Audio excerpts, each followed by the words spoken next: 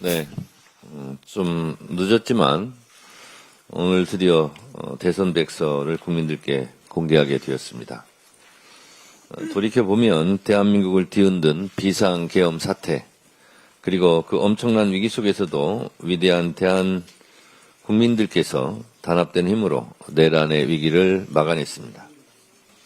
12.3 비상계엄 때 국회로 달려온 국민들 덕분에 국회의원들이 비상계엄 해제를 의결할 수 있었습니다. 국민들의 윤석열 탄핵 요구로 국회에서 윤석열을 탄핵했고 헌법재판소에서 윤석열을 파면할 수 있었습니다. 이 모든 것이 모두 국민들 덕분입니다. 아마 계엄이 성공했더라면 이재명 대통령도 당대표인 저 정청래도 이 세상 사람이 아니었을 것입니다. 교섭단체 대표 연설 때 제가 이 말을 하자 그리 되었으면 좋겠다는 그런 망언도 있었습니다. 그러니 지금도 사실은 내란은 완전히 끝나지 않았고 내란과 전쟁을 계속 수행하고 있다. 저는 그렇게 생각할 수밖에 없습니다. 헌법의 적을 헌법으로 물리쳤고 민주주의의 적을 국민들이 민주주의의 힘으로 물리치고 내란을 그나마 극복하고 있습니다. 이렇게 갑작스럽게 치러진 대통령 선거에서 우리 당과 이재명 후보가 승리를 거두며 국가 정상화의 첫 걸음을 내딛었습니다. 짧은 준비 기간과 예기치 못한 선거였지만 우리 국민들은 해냈습니다. 이 모든 과정이 머릿속에 생생하게 스쳐 지나갑니다. 이제 우리 민주당은 이재명 국민적 주권정부의 성공을 든든히 뒷받침합니다. 최근 열린 APEC 정상회의에서도 한미 관세 협상을 비롯해 여러 경제 분야에서 의미 있는 성과를 거두었습니다. 어려운 외교 환경 속에서도 이재명 대통령께서 대한민국의 위상을 높이신 점에 깊은 존경과 감사의 뜻을 전하며 국회에서 우리 당의 역할을 다하겠다고 다짐합니다. 이 자리를 빌려 선거기간 헌신적으로 뛰어주신 캠프 구성원 여러분, 자원봉사자 여러분께서 다시 한번 정말 수고하셨다고 깊이 감사드립니다. 특히 방대한 자료를 정리하고 백서를 발간하기 위해 수고해 주신 당직자분들과 백서발간위원회 여러분들의 노고에 깊이 감사드립니다. 오늘 공개되는 백서에는 내란과 맞서 싸운 기록이 꼼꼼하게 담겨 있습니다. 선거 과정에서의 일들도 가감없이 남겼습니다. 좋은 일, 안타까웠던 일을 비롯해 반성해야 할 일도 되새겨 볼 수 있습니다. 또한 우리는 백서에서 우리 당이 걸어온 길, 대한민국이 성장해가는 과정을 만날 수 있습니다. 내란 청산과 국민주권 정부를 완성하는 길에서 아주 좋은 지침서가 될 것이라고 생각합니다. 저 역시 백서에 담긴 국민들의 소중한 여망을 되새기고 새로운 정치의 지침으로 삼을 생각입니다. 이번 백서를 통해 부족했던 점은 보완하고 잘했던 것은 더욱 발전시켜 다음 선거에서는 더욱 효율적이고 체계적으로 임할 수 있도록 하겠습니다. 국민 여러분께 참 잘했다, 열심히 했다는 평가를 받을 수 있도록 최선을 다하겠습니다. 당원 여러분, 국민 여러분의 변함없는 관심과 성원을 부탁드립니다. 국민과 함께 국민을 위한 진정한 대한민국을 만들어 가겠습니다. 고맙습니다. 다음은 백서 발간 퍼포먼스를 진행하겠습니다. 당대표와 최고위원 등 당직자분들은 모두 자리에서 일어나 주시기 바랍니다. 네, 먼저 제21대 대선 백서 발간위원장인 조승래 사무총장께서 제21대 대통령 선거 백서 이제부터 진짜 대한민국을 정청래 당대표에게 전달하겠습니다. 큰 박수 부탁드립니다. 네, 앞에 백서가 놓여 있는데요. 백서를 들어주시기 바랍니다. 네, 이번 제21대 대선 백서는 빛의 혁명을 통해 국민이 주인인 나라, 이제부터 진짜 대한민국을 향한 여정을 고스란히 담았습니다. 이를 기념하며 구호를 외쳐보겠습니다. 우리 대선 기간 동안 국민당원 여러분과 함께했던 구호입니다. 제가 이제부터 진짜 선창하면 여러분께서 대한민국, 제가 지금은 하면 이재명 이렇게 해주시면 됩니다. 다 기억하시죠? 네. 이제부터 진짜 지금은 다시 한번 하겠습니다. 이제부터 진짜 지금은 어제 2026년도 정부 예산안에 대한 이재명 대통령의 시정연설이 있었습니다. 민주주의와 민생에 들이온 윤석열 불법계엄의 그림자를 완전히 걷어내고 AI 3대 강국 대한민국으로 도약하기 위한 구체적인 비전을 그려내는 명연설이었습니다. 인공지능 시대를 여는 대한민국의 첫 번째 예산답게 728조 원의 전체 예산 중에서 역대 최대로 35조 3천억 원의 R&D 예산이 편성됐습니다. 윤석열 때 대폭 삭감했던 것이 기억나실 겁니다. AI 3대 강국 도약의 대전환에도 10조 1천억 원의 예산이 배정되었는데 산업, 생활, 공공 전 분야에 AI를 도입하는 데 2조 6천억 원, AI 인재 양성과 인프라 구축에 7조 5천억 원의 예산이 편성되었습니다. AI 시대 스마트 강군으로 전환하기 위해 국방 예산도 올해보다 8.2% 증액된 66조 3천억 원이 편성되었고 첨단 전략산업을 집중 육성하기 위한 150조 규모의 국민성장 펀드 조성 계획도 담겼습니다. 물 들어올 때 노져라 라는 격언도 있듯이 APEC에서의 성공과 엔비디아의 GPU 26만 장 공급에 힘입어 AI 3대 강국 대한민국으로 도약하기 위한 최고의 타이밍에 최적의 예산안이 아닐 수 없습니다. 아울러 취약계층을 포함하여 국민의 삶을 두텁게 보호하겠다는 따뜻함도 돋보였습니다. 기준 중위소득을 역대 최대인 6.51% 인상하여 생계급여 지원을 확대하고 아동수당 지급 연령을 만 8세까지 늘렸습니다. 청년 미래 적금을 신설하여 저소득 청소년들의 자산 형성을 뒷받침하겠다는 정부의 계획은 미래 세대를 위한 적극적인 보호장치입니다. 장애인과 노인 일자리를 확충하고 인구 감소 지역에 농어촌 기본소득을 도입하며 지역사회 통합 돌봄을 전국적으로 확산하겠다는 정부의 계획도 열렬한 박수를 받기에 충분합니다. 각별히 오늘은 소상공인의 날인데 24조 원 규모의 지역사랑 상품권을 발행하고 경영안정 바우처를 지급하여 어려움을 겪는 소상공인들을 지원하겠다는 정부의 계획은 우리 경제에 더 큰 활력을 불어넣어 줄 것으로 기대됩니다. 뿐만 아니라 국민의 생명과 안전을 굳건하게 지키겠다는 이재명 대통령의 결연한 의지도 읽을 수 있었습니다. 근로감독관 2,000명 증원과 일터지킴이 신설을 통해 산업재해를 미리 방지하는 일은 즉각적인 도입이 필요합니다. 재난 예방과 신속 대응을 위한 예산도 5조 5천억 원을 편성했습니다. 예산안은 결국 선택과 집중인데 탁월한 선택과 과감한 집중이 이루어진 예산이라 평가합니다. 어제 있었던 대통령 시정연설은 인류의 발전상을 정확하게 꿰뚫고 대한민국의 미래를 내다보는 해안이 돋보였습니다. 이재명 대통령의 연설대로 농경사회에서 산업사회로, 산업사회에서 정보사회로 전환해왔던 것처럼 AI 사회로의 전환은 필연입니다.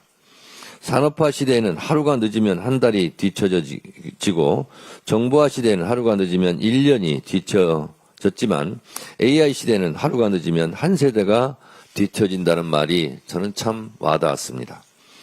박정희 대통령이 산업화의 고속도로를 깔고 김대중 대통령이 정보화의 고속도로를 낸 것처럼 이제는 AI 시대의 고속도로를 구축해야 합니다. 내년도 정부 예산안은 AI 3대 강국 대한민국의 시대를 활짝 여는 첫 번째 예산이 될 것입니다. IT 강국으로서의 기본 인프라와 맨손으로 한강의 기적을 일으킨 우리 국민의 저력, 그리고 만반의 준비를 갖춘 우리 기업들의 노력까지 3박자가 어울려진다면 그 무엇도 이루지 못할 것은 없습니다. 한 발짝씩 앞서 나가면 됩니다. 1도의 기울기가 나중에는 엄청난 격차로 벌어질 것입니다. 2026년은 이재명 정부가 스스로 편성한 예산을 가지고 국가를 운영하는 첫 해인 만큼 더불어민주당은 내년도 정부 예산안을 법정 기일 안에 반드시 처리하여 AI 3대 강국으로 도약하는 대한민국을 든든하게 뒷받침할 것입니다. 어제 국민의힘이 추경호 의원 구속영장 청구에 반발해 이재명 대통령 예산안 시정연설에 불참했습니다. 지난 정권에는 대통령 본인이 시정연설 하기를 거부하더니 새 정부가 들어서니 의원들이 대통령 시정연설 듣기를 거부합니다. 예산안은 정부의 한 해 살림 계획입니다. 그 계획을 꼼꼼히 따지고 비판도 하고 의견을 나눠 조정하는 것은 국회의원의 책무입니다. 그런데 내란 중요 임무 종사 혐의자를 두둔하기 위해 책임을 내던지다니 참으로 유감입니다. 지난 3일 윤석열 내란 우두머리 혐의 공판에서 곽종근 전 특전사령관이 이렇게 증언했습니다. 비상대권이라는 말을 들었고 윤석열이 한동훈과 일부 정치인들을 호명하면서 당신 앞에 잡아오라고 그랬다. 당신이 총으로 쏴서라도 죽이겠다고 했다. 그런데 국민의힘 대변인은 이 증언에 대해 친구끼리 너 죽을래? 하는 식의 친구끼리 농담일 수 있다고 말합니다. 비상계엄이 장난감 총 들고 싸우는 병정놀이 하듯 하찮은 것이었습니까? 내란이 장난이었습니까? 내란이 있었던 것은 분명한 사실이고 우리 국민이 그 증인이고 목격자입니다. 추경호 전 원내대표가 계엄 해제 표결을 방해했다는 사실이 확인된다면 내란 중요 임무 종사자가 될 것입니다. 통합진보당은 내란 음모죄만으로도 해산되었습니다. 추경호 전 원내대표 혐의가 유죄로 확정을 받으면 내란에 직접 가담한 국민의힘은 10번이고 100번이고 정당 해산감입니다. 요즘 장동혁 대표 발언이 참 어처구니 없습니다. 어제 시정연설 직전 이재명 대통령의 마지막 시정연설이 돼야 한다고 했는데 명백한 대선 불복 선언입니다. 공당의 대표가 했다고 믿을 수 없는 민생을 볼모로 한 협박입니다. 장동혁 대표야말로 국민의힘 당적으로 국회 본회의장에서 예산 시정연설을 들을 마지막 기회를 놓친 것은 아닌지 한번 돌아보시기 바랍니다. 장동혁 대표가 또 이철호 지사님이 경주 에이펙의 성공을 이끄는 데 수고가 많았다. 에이펙의 성공은 국민의힘과 국회의 전폭적인 지지 덕분이라고 했습니다. 웃음이 났습니다.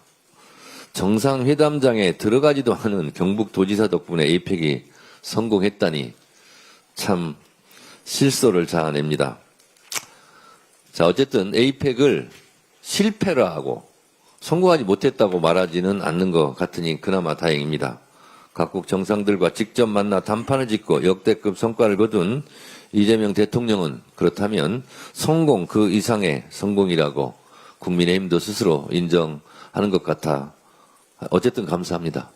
네, 고맙습니다.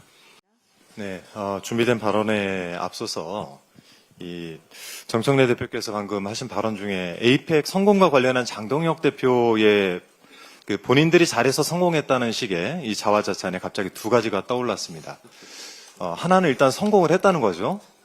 네, 두 번째는 현수막 문구가 한 두어 개 떠올랐는데 해양수산부 청사 동구 확정 이렇게 굉장히 축하하는 메시지가 국민의힘 곽규택 현수막입니다. 축 양곡관리법 본회의 통과 이거는 국민의힘 박덕흠 의원의 현수막입니다. 제가 눈을 의심했습니다. 그렇게 반대하고 비난하더니 열매가 열리니까 제일 먼저 따먹습니다. 이게 바로 국민의힘 실력이 아닌가 싶습니다. 우리말에 웃느라 한 말에 초상이 난다 이런 속담이 있었습니다. 가볍게 던진 말 한마디에도 막중한 무게가 실리는 법이죠. 그런데 국민의힘은 그 말의 무게를 아는지 모르는 척하는 것인지 섬뜩한 소리를 농담으로 던지는 모양입니다. 사람을 쏴 죽이겠다 이런 섬뜩한 말을 그것도 대통령이란 자가 여러 사람 앞에서 내뱉었습니다. 그것이 그저 친구끼리 하는 농담이었다라고 국민의힘 대변인이 주장을 하던데요. 국민의힘은 친구끼리 그런 농담을 주고받나 봅니다. 너 총으로 쏴 죽인다.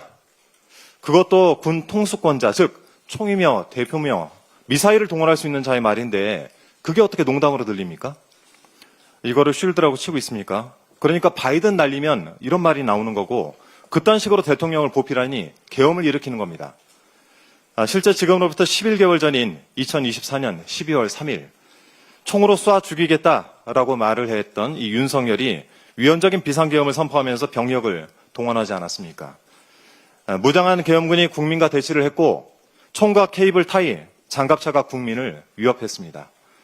여차하면 계엄군이 국민을 향해 발포할 수 있는 상황을 만들어 놓고 이제 와서 쏴 죽인다는 말이 그저 농담이었다. 정신이 나간 거죠. 이 발언을 한 해당 대변인을 해임하지 않는다면 국민의힘도 이 말에 동조하는 것으로 간주하고 이에 대한 국민적 비판을 피하기 어려울 것입니다. 이 농담의 주요 표적이 된 한동훈 전 국민의힘 대표, 전 좀 정신을 좀 차렸으면 좋겠는데 느닷없이 이재명 대통령이 계엄을 선포할 가능성이 상당히 높다라고 헛된 망상을 떠들고 다니고 있습니다. 그러니까 그 친했던 형님이 총으로 쏴 죽이겠다라고까지 이야기하는 것 아니겠습니까? 한동훈 전 대표가 계엄 트라우마가 매우 심한 것 같은데요. 계엄 당일 본회의장에 진입도 못하고 하얗게 질렸던 모습이 오버랩되어서 저는 상당히 좀 안쓰럽습니다. 그래서 제가 여당 지도부로서 한동훈 전 대표를 위해 공언을 하나 하겠습니다. 이재명 정부를 비롯한 모든 민주정부 하에서 계엄은 없을 것입니다. 그러니 대한민국 계엄의 역사를 이어왔던 그 집안 단속이나 잘 하시기 바랍니다. 이런 불쾌하게 짝이 없는 농담이나 주고받을 바에는 차라리 정당에 간판을 내리는 것이 그나마 국민과 국가를 위해서 이로운 길이 아닐까 싶습니다. 사람을 쏴 죽인다는 말은 결코 가벼운 농담이 될 수 없고 계엄은 어느 상황에서도 금기여야 합니다. 명심하시길 바랍니다. 특검 수사로 구속이 되어 있는 자들에 대해서도 짧게 한마디 덧붙이겠습니다. 어제 보도에 따르면 김건희가 보석을 청구했다고 합니다. 그 사유로 불안장애, 기억상실 증세를 들었습니다. 그저 구치소 안에 갇혀 있는 것이 불안한 것일까요? 아니면 자신의 죄가 하나둘 실체를 드러내는 것이 불안한 것일까요? 특검이 보석 불허 의견서를 제출할 것이라는 입장을 밝혔는데 매우 타당하고 상식적입니다. 어제 한학자 통일교 총재는 안과 수술을 사유로 구속집행이 정지돼서 일시 석방됐습니다. 김건희의 모친 최은순 씨는 수감기간 동안 병원 진료와 같은 개인적 사유로 25차례나 외출을 한 것으로 알려졌습니다. 내란 속의 윤석열은 글자 크기 16포인트도 못 읽는 상황이라면서 실명 위험을 사유로 내란 재판에 16회 연속 불출석하기도 했습니다. 구속되기만 하면 환자가 되느냐라는 이 국민의 비판이 매서울 수밖에 없는 상황이죠. 이들에 대한 봐주기는 결탄코 있어서는 안 되겠습니다. 특검의 공정하고 정의로운 수사를 또한 재판부에는 현명한 판단을 기대합니다. 이상입니다.